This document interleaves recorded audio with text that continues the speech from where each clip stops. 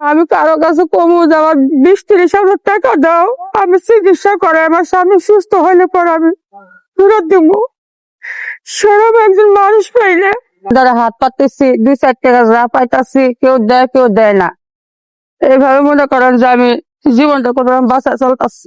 এখানে 3টা বাচ্চা নিয়ে আমি রাস্তায় নিয়ে আর খাওয়ামু, আর ওষুধ চিকিৎসা করতে, ওষুধ পাত্রী, পোলাপানের খরচ, নিজের খরচ, ঘর ভাড়া, এগুলো আমার একটার উপরে প্রেশার পড়ে গেছে।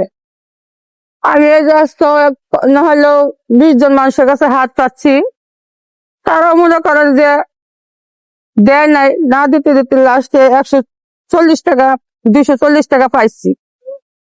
240 টাকা দিয়ে তো আমার ওষুধ পাতি আসবে না।